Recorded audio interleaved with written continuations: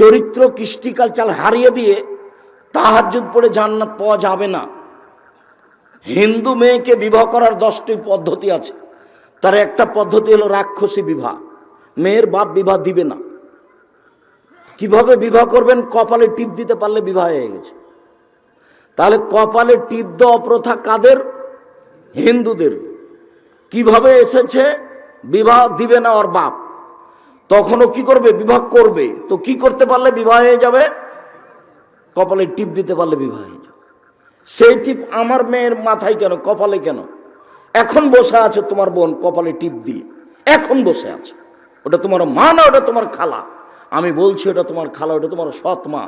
এই মা তোমাকে কবর দিতে এসেছে, তোমার বাপের সংসারকে কবর দিতে এসেছে। তোমার এই মায়ের নাম হলো হস্তিনী মা। তোমার বাপের একে তালাক দিয়ে দেওয়া উচিত। আমি তালাক দিতে আদেশ করিনি, তবে আমার পরামর্শ থাকলো তোমার এই মাকে তোমার বাপের তালাক দিয়ে দেওয়া উচিত, তবে আমি তালাক দিতে আদেশ করিনি, পরামর্শ থাকলো। এই ছেলে, মা হলে কয়টা জিনিস লাগে? 4টা। দিন রাত বলছি, মা হলে কয়টা জিনিস লাগে? 4টা জিনিস লাগে। তার নাম মা। জাবের রাদিয়াল্লাহু তাআলা আনহু বলছেন যে আমরা একবার যুদ্ধ করে আসছিলাম, মদিনায় ঢুকবো রাতে। তখন আল্লাহ রাসূল বলছেন, এই থামো থামো থামো থামো, এখানে থাকো, সকাল যখন হবে তখন আমরা বাড়িতে যাব। তা আমি জাবের বললাম, আল্লাহর নবী, আমি নতুন বিবাহ করেছি, আমাকে বাড়ি যেতে দেন। তো আল্লাহ নবী বলছেন, ও বিক্রানম সাইয়েবা, তুমি যে বিবাহ করেছো তো কুমারী মেয়ে বিবাহ করেছো না তালাক প্রাপ্তা মেয়ে বিবাহ করেছো? তুমি যে বিবাহ করেছো তো তালাক প্রাপ্তা মেয়ে বিবাহ করেছো না কুমারী মেয়ে বিবাহ করেছো? তো আমি বললাম যে আমি তালাক প্রাপ্তা মেয়ে বিবাহ করেছি। ওর বিবাহ আগে হয়েছিল, ওর স্বামী তাকে তালাক দিয়ে দিয়েছে, আমি তাকে বিবাহ করেছি। তো আল্লাহ রসুল বলছেন, আরে হাল্লা বিক্রাম তুলাই বহ তুলাই বোকা, তুমি কুমারী মেয়ে কেন বিবাহ করলে না? তুমি তার সাথে খেলতে, ও তোমার সাথে খেলতো। তুমি কুমারী মেয়ে কেন বিবাহ করলে না? তুমি তার সাথে খেলতে, ও তোমার সাথে খেলতো। তুমি কুমারী মেয়ে কেন বিবাহ করলে না? তুমি তার সাথে খেলতে, ও তোমার সাথে খেলতো। তখন জাবের বলছেন, আল্লাহর নবী শোনেন, আমার পিতা উহুদের যুদ্ধে শহীদ হয়েছেন 9 জন মেয়ে রেখে। আমার 9 জন বোন আছে, আকরাহন উদাব্বেদা মিসলাহন না, তাদের সমবয়সের মেয়েকে আমি বিবাহ করা পছন্দ করিনি। 4টা কারণে। আল্লাহ নবী শোনেন, আমার বাপ উহুদের যুদ্ধে শহীদ হয়েছেন 9টা মেয়ে রেখে। আমার 9 জন বোন আছে, আমার বোনদের সমবয়সের মেয়েকে আমি বিবাহ করা পছন্দ করিনি। 4টা কারণে। আল্লাহ নবী শোনেন, আমার বাপ উহুদের যুদ্ধে শহীদ হয়েছেন কয়টা মেয়ে রেখে? 9টা। আমার 9 জন বোন আছে, আমার বোনদের সমবয়সের মেয়েকে বিবাহ করিতে পছন্দ করিনি। 4টা কারণে। আমি বড় মেয়ে তালাকপ্রাপ্তা মহিলা বিবাহ করেছি এই জন্য যে, 1 লেতুয়াল্লেমাহুন্না, আমার স্ত্রী যেন আমার বোনদেরকে বিদ্যা শিখাতে পারে।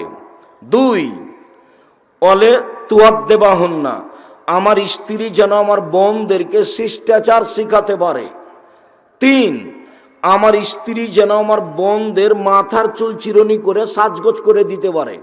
4 অলে তাকুমা আলাইহিন্না, আমার স্ত্রী যেন আমার বোনদের উপরে পাহারা দিতে পারে। বলো দেখি, তোমার বোন এখন ফ্যাশন বোরকা পরে এখানে বসে আছে, তাহলে তোমার মা কি তোমার বোনের পাহারাদার? কি পাহারা দেয় তোমার মা? হাদিস তো বুখারী মুসলিম, হাদিস তো বুখারী মুসলিম। তোমার মা কি পাহারা দেয়? এখন তোমার বোন এখানে বসে আছে ফ্যাশন বোরকা পরে, ওই বোরখা জ্বালিয়ে দিতে হবে। রাতে তোমার বোনকে এই বোরখা জ্বালিয়ে দিতে বলিও, না জ্বালালেও মুনাফিক। আমার বক্তব্যের সাথে মুনাফিকই করেছে, যেটা আমি চাই না, যেটা আমি চাই না, কোনোদিন চাইনি আমি। তোমার পরিবর্তনের জন্য এসেছি, আল্লাহ তোমাকে পরিবর্তন করুক, আল্লাহুম্মা আমিন। জাতির যদি রাস্তাঘাট করে দিতে না পারি, জাতির যদি স্কুল কলেজ করে দিতে না পারি, জাতিকে চূড়ান্ত সঠিক ধর্ম দিতে পারবো ইনশাআল্লাহ। ধর্মের ব্যাপারে জাতিকে ফাঁকি দিয়ে পরকাল হারাতে রাজি নই। শিষ্টাচার কি জিনিস? আমার স্ত্রী যেন আমার বোনদেরকে বিদ্যা শিখাতে পারে। আমার স্ত্রী যেন আমার বোনদেরকে শিষ্টাচার শিখাতে পারে। শিষ্টাচার কি জিনিস? তাকে বিছানে শোয়াবে তখন কোন কাতে শোয়াবে? ডান কাতে শোয়াবে। এরই নাম শিষ্টাচার। তোমার বোনটা যখন পায়খানায় যাবে তখন তোমার মা ওকে বলে দিবে দোয়া, বের হয়ে আসবে তখন বলে দেবে দোয়া। তোমার বোন যখন গিলাসটা ধরবে হাতে তখন কোন হাত দিয়ে ধরবে? ডান হাত দিয়ে। এরই নাম শিষ্টাচার। বলবে বসে পানি পান করো, এরই নাম শিষ্টাচার। বলবে বসে পান করে, এরই নাম শিষ্টাচার। পান শেষে আলহামদুলিল্লাহ বলো, এরই নাম শিষ্টাচার। 3 শ্বাসে পানি পান করো, এরই নাম শিষ্টাচার। আর গাইবান্ধা জেলাতে বিবাহের শুরু থেকে নিয়ে শেষ পর্যন্ত যা নিয়ম আছে সবই হারাম, সবটাই শিষ্টাচার। গাইবান্ধা জেলাতে গোবিন্দগঞ্জে চাঁদপাড়াতে বিবাহের নিয়মের শুরু থেকে শেষ পর্যন্ত সবই হারাম, একটাও জায়েজ নয়। দেখি কোন মায়ের বেটা বৈধতা দেখাতে পারে। আমি বলছি মেয়ের কাছে বিবাহ পড়ানো যাবে না। আমার এক চা শ্বশুরও মেয়ের কাছে গিয়ে আমাকে না বলে বিবাহ পড়িয়ে দিয়েছে। ধর্ম দেখাচ্ছে জোর করে, ধর্ম দেখায়। আমার চা শ্বশুর আমাকে ধর্ম দেখাচ্ছে জোর করে। সারা দুনিয়ার মানুষ যদি মেয়ের কাছে গিয়ে বিবাহ পড়ায়, সারা দুনিয়ার মানুষই পাপী। সারা দুনিয়ার মানুষ রাসূলের সাথে অন্যায় করেছে। বাপ ছাড়া বিবাহ হয় না। আল্লাহ নবী বলছেন লা নিকাহ ইল্লা বিওয়ালিন, বাপ ছাড়া বিবাহ হবে না। কোর্টের বিবাহ বাতিল, কোর্টের বিবাহ বাতিল, কোর্টের বিবাহ বাতিল। আল্লাহ রাসূল বলছেন আইয়ুমা ইমরাতিন নাকাহাত বিগাইরি ইজনি ওয়ালিহা ফানিকাহু বাতিল, ফানিকাহু বাতিল, ফানিকাহু বাতিল। বাপ ছাড়া বিবাহ হলে বিবাহ বাতিল, বিবাহ বাতিল, বিবাহ বাতিল। আল্লাহ নবী 3 বার এই কথা বলছেন। বাপের উপস্থিতিতে উকিল বাপ হারাম। বাপের উপস্থিতিতে উকিল বাপ হারাম। জ্যাঠও উকিল হতে পারে না, দাদা উকিল হতে পারে না, গ্রামের মুরব্বী উকিল হতে পারে না। আপনার গাইবান্ধা জেলার গোবিন্দগঞ্জ থানার চাঁদপাড়ার বাইশপুরের জগন্নাথপুর গ্রামের বিবাহের একটা নিয়মও জায়েজ নাই, সবই হারাম। আমার চোখে দেখা। আমি বসে আছি, তো আমি যখন বলেছি যে মোহর এত টাকা হবে, তো আমার মামা শ্বশুর লাফ দিয়ে উঠেছে, ওটা বলছে বিবাহ তুলে দাও, বিবাহ তুলে দাও। ছেলে খারাপ, এই বৈঠকে বসে কথা বলে। রাগ করে চিল্লা চিল্লি করে আমার মামা শ্বশুর ভিতরে আসলো। এসে এখন আমার শাশুড়ির সামনে কি কি যে বললো, ব্যাগ বকচা হাতে করে চলে গেল সোলা গাড়ি, থাকলোই নেই। অপরাধ কি? আমি কথা বলেছি বিবাহের বৈঠকে, সেই জন্য। আমার শাশুড়ি আলহামদুলিল্লাহ খুব ভারী মানুষ ছিলেন, এগুলো উনি চিন্তা করতেন না। তো যা বলেছেন বলেছেন, সকালে তোমরা ঠান্ডা থাকো, চুপ থাকো। আমার শ্বশুর শাশুড়ি, আমার সম্বন্ধীদের ধারণা ছিল যে আব্দুর রাজ্জাক বিন ইউসুফ, তারা এটা বুঝতো ঘটনা, যার কারণে পরিবেশ আর উল্টা হয়নি, নাহলে তো পরিবেশ ভেঙেই যায়। তাকদীর তো আছে একটা। আমি তো অবাক হই, বিশেষ করে ওইখানে বেশি অবাক হই যে মেয়ের কাছে বিবাহ পড়া দেখেছে, চ্যাংড়া ছুল্লু এতগুলো গেছে ভিতরে। মেয়ের কাছে কি করে বিবাহ পড়ালো? অমুক নিবাসী অমুক তোমাকে বিবাহ করতে এসেছে, এত নগদ এত বাকি, তুমি তাকে স্বামী সত্ত্বে কবুল করো। 3 বার কবুল করাচ্ছে। সবাই যেখানে বর বসে আছে সেখানে এসে দাঁড়িয়ে থাকছে। 8 জন 10 জন 15 জন দাঁড়িয়ে আছে। এখন বসে থাকা লোকগুলো বলছে আপনারা কে? তো বলছে আমরা এ বিবাহের উকিল। মেয়ে কি কবুল করেছে? জি হ্যাঁ করেছে। আপনারা শুনেছেন? জি শুনেছি। তাহলে বসেন। তখন বলছে মনে হচ্ছে যে হিন্দুদের বিবাহ লেগেছে কলার গাছের চতুর্দিকে ঘুরে, ধর্ম পাগল হয়ে গেছে।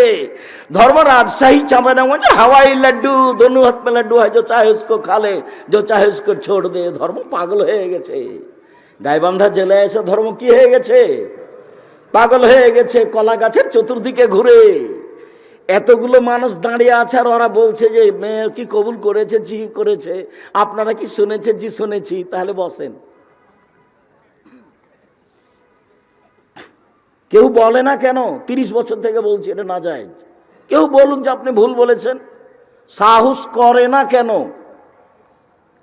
লা তুজাবিজুল মারাতু আল মারাত, একজন মহিলার বিবাহ দিতে পারে না। লা তুজাবিজুল মারাতু নাফসাহা, মহিলা নিজে নিজে বিবাহ বসতে পারে না। আল্লাহ নবী সব হারাম করে দিয়েছেন। খালাতে বলছে মেয়েকে, জামাই খুব ভালো, ছেলে খুব ভালো, তোর বাপ তো বিবাহ দিবে না, তুই আমার কাছে চলে আয়, আমি বিবাহ দিয়ে দেবো। আরে খালা কখন কখন বেটা ছেলে হয়েছে, খালা কখন কখন পুরুষ মানুষ হয়ে গেছে। ফুফুতে বলছে ছেলে খুব ভালো, আমি জানি, তোর বাপ তো বিবাহ দিবে না, তুই আমার কাছে চলে আয়, আমি বিবাহ দিয়ে দিব। তো ভাস্তির বিবাহ ফুফুতে কি করেছে, দিয়ে দিয়েছে। ফুফু কখন কখন পুরুষ মানুষ হয়েছে। মহিলা বিবাহ দিতে পারে না, আল্লাহ রাসূল না করে দিয়েছেন। মুহাম্মদ সাল্লাল্লাহু আলাইহি সাল্লামের কথাই চূড়ান্ত, তিনি যেটা বলেছেন সেটাই হবে, এটাই চূড়ান্ত। আমি মুসলিম চির রণবীর, মরণকে করি না ভয়, মরলে শহীদ বাঁচলে গাজী, আমার উভয় সমান। মরাও যতটুকু, বেঁচে থাকো ততটুকু, মরলেও জান্নাত বাঁচলেও জান্নাত, মরলে শহীদ বাঁচলে গাজী, উভয়ই তো আমার সমান। পিছে হটার কোনো সুযোগ নেই, কোনো দিন না। 34 বছরে কোনো দিন পিছে হটিনি, মানুষের কাছে কোনো দিন পথ খরচ চায়নি। কেউ যদি বলে দিতে পারে এই মাটির উপরে, দেশ বিদেশে, পৃথিবীর যে কোনো জায়গায়, যে আব্দুর রাজ্জাক সাহেব একদিন আমার কাছে পথ খরচ চেয়েছিল, সেদিন থেকে বক্তব্য দিব না, সেদিন থেকে বক্তব্য বন্ধ। খালি যদি বলতে পারে যে পথ খরচ চেয়েছিল, পথ খরচ পাথেও চেয়েছিল, কথা বলতে পারলে আমি আপনাকে পাথেও দিব ইনশাআল্লাহ। জামিয়া সালাফে এক মাসে কত টাকা বেতন লাগে? 32 লক্ষ। এক মাসে বেতন লাগে কত? 32 লক্ষ। তা আল্লাহ 32 লক্ষ টাকার মাসে ব্যবস্থা করে, তো তোমার পথ খরচের ব্যবস্থা করতে পারে না? খুব পারেন। জামিয়া সালাফে বাইতুল হাম জামে মসজিদে কেউ খুতবা দিলে তাকে বিমানে নিয়ে যাওয়া হয়, বিমানে বাড়ি পাঠানো হয়, পথ খরচ দেওয়া হয় 10,000, খাওয়ার একটা ভালো মানের দেওয়া হয়। এর নাম জামিয়া সালাফিয়া, এর নাম বাইতুল হাম জামে মসজিদ। সম্মানিত দিনী ভাই বোন, আপনি সামনে এসে কথা শুনবেন, আমি আপনাকে অনুরোধ করছি, মর্মে এই কথাগুলি বললাম। চলেন, পাপের জগতে সুদ খাওয়া পাপ, বড় পাপ, কিন্তু সুদের পাপের ভাষা যেমন আর কোনো পাপের ভাষা তেমন নয়, একেবারে অবাক হতে হয়। আর একটা জায়গা, মদের পাপ বড়, তার ভাষা এমন নয়, কিন্তু এভাবে বলেছেন আল্লাহ নবী, কেউ যদি মদ খায় তাহলে 40 দিন আল্লাহকে নিজের দিকে করতে পারবে না। এটা হলো মদের পাপের গতি। কেউ যদি মদ খায় তাহলে 40 দিন তার নামাজ কবুল হবে না, এইটা হলো মদের পাপের গতি। কিন্তু কেউ যদি সুদ খায় তাহলে 40 দিন নামাজ কবুল হবে না, এ কথাটা বলা হয়নি। বলা হয়েছে কেউ যদি জেনে শুনে 1 টাকা সুদ খায় তো 36 বার জেনা করে যত পাপ হবে, 1 টাকা সুদ খেলে তার চেয়ে বেশি পাপ হবে। এই কথাটা বুঝাতে গিয়ে বলছিলাম যে 3 শ্রেণীর মানুষকে হত্যা করতে হয়, 2 শ্রেণীর মানুষের বাঁচার পথ আছে, আর 1 শ্রেণীর মানুষের বাঁচার পথ নেই। তারা কারা? বিবাহ করার পরে যদি কেউ জেনায় লিপ্ত হয় তাহলে তাকে বাঁচানোর কোনো পথ নেই। 1 মিনিট আমার দিকে চেয়ে থাকবেন, আমার দিকে চেয়ে না থাকলে আপনি কথা ধরতে পারবেন না, এক খেয়ালে চেয়ে থাকতে হবে।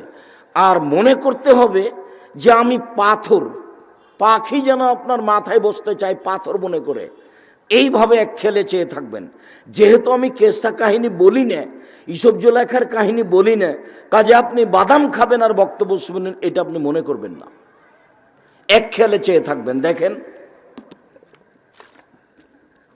যা তেমরাতুল মিন গামেদিয়া, গামেদ সম্প্রদায়ের একজন মহিলা আসলো আল্লাহ রাসূলের দরবারে, এসে বলছে, তাহেরিনী ইয়া রাসূলুল্লাহ, আল্লাহ রাসূল আমাকে পবিত্র করেন। তো আল্লাহ রাসূল বুঝেছেন যে জেনার ব্যাপার আছে, জেনার ব্যাপার আছে। তো আল্লাহ রাসূল বলছেন, ইরজি, বাড়ি ফিরে যাও, আস্তাগফিরিল্লাহ, আল্লাহর কাছে ক্ষমা চাও, ও তুবি ইলাইহি, তুমি তওবা করো, তোমার পাপ ক্ষমা হয়ে যাবে। তখন মহিলাটি বলছে, আতুরাদাদুনি কামার আদাদা মাইজুবনা মালিক। ও, মাইজুবনা মালিকের বিচার না করে যেভাবে ফিরিয়ে দিয়েছিলেন সেভাবে আপনি আমাকে ফিরিয়ে দিতে চাচ্ছেন? অন্না হবলা মিনা জেনা, আমার পেট উঁচু হয়েছে অবৈধ সন্তানে, আমার পেটে অবৈধ সন্তান আছে, দয়া করে আমাকে ফিরিয়ে দিয়েন না, আমার বিচার করে দেন। তখন আল্লাহ রসুল বলছেন, ইরজেই হাতা তালে দি, বাড়ি চলে যাও, যেদিন বাচ্চা হবে সেদিন আসো, বিচার করে দিব। মুসলিম গ্রন্থে এসেছে যেদিন বাচ্চা হয়েছে, সবে মাত্র বাচ্চা প্রসব হয়েছে, সেই বাচ্চাকে ন্যাকড়ায় জড়িয়ে নিয়ে এসে বলছে, এ দেখেন বাচ্চা প্রসব হয়েছে, বিচার করে দেন। দৃশ্য দেখে আল্লাহ রসুল বলছেন, শোনো, ইরজেই, বাড়ি ফিরে যাও, ফারদিহে, বাচ্চাকে দুধ খাওয়াও, হাতে তপ্তে মিহে, বাচ্চা যেদিন দুধ ছেড়ে দিবে সেদিন এসে বিচার করে দিব। মহিলা বাচ্চা নিয়ে চলে গেল, 2 বছর বাচ্চাকে দুধ খাওয়ালো, 2 বছর পরে বাচ্চাকে নিয়ে বিচারালয়ে উপস্থিত। তখন বাচ্চার হাতে এক টুকরা রুটি রয়েছে, রুটি প্রমাণ করে বাচ্চা খাদ্য খেতে পারে। বাচ্চাটাকে একজন মুসলমানদের হাতে আল্লাহ রসুল দিলেন, দিয়ে বললেন, ইজাবু বিহা, সঙ্গী সাথী তোমরা একে মাঠে নিয়ে যাও, মাঠে নিয়ে একটা গর্ত খোঁড়ো, গর্ত খুঁড়ে বুক পর্যন্ত পুঁতে দাও, ফার্জে মোহা, এরপর চতুর্দিক থেকে ইট ঢেল পাথর মেরে মেরে তাকে দুনিয়া থেকে বিদায় করো। সাহাবিগণ বলছেন, আমরা তাকে মাঠে নিয়ে গেলাম, গর্ত খুঁড়লাম, গর্ত খুঁড়ে বুক পর্যন্ত মাটিতে পুঁতে দিলাম, চতুর্দিক থেকে ইট ঢেল পাথর মারতে লাগলাম। খালিদ ইবনে ওয়ালিদ বলছেন, একটা পাথর আমি তার মুখের উপরে মারলাম, ফাতানা জাহাদ্দাম আল ওয়াজহে খালিদ, পাথরটা মুখে লেগে মুখটা ফেটে রক্ত ছিটে খালিদের গায়ে লাগলো। ফাসাব্বাহা, খালিদ তাকে গালি দিয়ে বসলেন, ছি ছি ছি ছি ছি ছি, একজন জেনাকারিনীর মহিলার গায়ে রক্ত আমার গায়ে লাগলো, এই বলে খালিদ রাদিয়াল্লাহু তাআলাকে গালি দিলেন। আল্লাহ রাসূল বললেন, মানে না খালিদ, খালিদ থামো, গালি দিও না, এভাবে তুমি গালি দিয়েছো কেন? লাকাদ তাবাত তাবাতান লাউ তাবা সাহেবা মাকসিল্লাহ গোফেরালাহু, এই মহিলা এত তওবা করেছে, এই মহিলা এত ক্ষমা ভিক্ষে চেয়েছে, এরকম ক্ষমা যদি বড় থেকে বড় পাপী চায় তাহলে তার পাপ ক্ষমা হবে। খালিদ, একে গালি দিও না। শোনো, এ এমন তোবা করেছে, এই তোবা যদি মদিনার পাপীদের সবাইকে ভাগ করে দেওয়া হয়, সবার পাপ ক্ষমা হয়ে যাবে। একে গালি দিও না। হাদিস তো বুখারী মুসলিম। বোঝা গেল মহিলার পাপ ক্ষমা হয়ে গেছে। আল্লাহর নবী নিজে জানাজা করলেন, কাফন দাফন করলেন, সব কিছু করলেন, কিন্তু তাকে বলতে পারলেন না যে তোমার পাপ ক্ষমা হয়ে গেছে, তোমার তোবার কারণে তোমার বিচার হবে না, এই কথা বলতে পারলেন না। মানে হলো এই যে বিবাহ করার পরে যদি কেউ জেনা করে তাহলে পৃথিবীর কোনো মানুষ তাকে বাঁচাতে পারবে না। আমি যদি বুঝাতে না পারি মক্ষমায় চলাই, ওই যে বাইরে কে গল্প করছে, কথা বলছে, আমি শুনতে পাই, তোমরা পাও না, তোমরা পাহারা দাও। তোমরা চাঁদপাড়ার বাইশপুর জগন্নাথপুরের ছেলে, তোমরা কি দুর্বল নাকি? পাহারা দাও, একবারে বাজার থেকে নিয়ে পাহারা দাও। যারা দোকান খুলে লেনদেন ক্রয় বিক্রয় করছে তাকে একটু বলো যে একটু শরম করেন না কেন, আমার কথাটা বলো। আব্দুর রাজ্জাক সাহেব আপনাকে বললেন, আপনার একটু লজ্জা হয় না? এখনই চা বিক্রি করতে হবে, পরে করলে হয় না? আপনার একটু লজ্জা হয় না? আমার কথাটা নকল করো। আপনার একটু শরম হয় না? আপনার একটু হায়া হয় না? আপনার একটু ইতস্তবোধ হয় না? আপনার একটু মানবতা নেই? আপনার একটু বোধোদয় নয়? আপনার একটু হিতাহিত জ্ঞান নেই? আপনি কেন লেনদেন করছেন এখন? এত কি পয়সা, এগুলো করতেই হবে। সামনে এসে কথা শুনতে পারেন না? এ কথা গিয়ে বলো যে আব্দুর রাজ্জাক সাহেব বললেন, আপনার একটু লজ্জা হয় না? আপনার একটু হায়া হয় না? আপনার একটু শরম হয় না? আপনার একটু মানবতা নেই? আপনার একটু বোধোদয় নেই? আপনার একটু হিতাহিত জ্ঞান নেই? আপনার একটু বোধগম্য নেই? থাকা উচিত, থাকা উচিত, বোধগম্য থাকা উচিত। বোধগম্য দিয়ে মানুষ হালাল হারাম বুঝতে পারে, বিবেচনা করতে পারে। বোধগম্য না থাকলে মানুষ বিবেচনা করতে পারে না। সম্মানিত দিনী ভাই বোন, এই ছেলে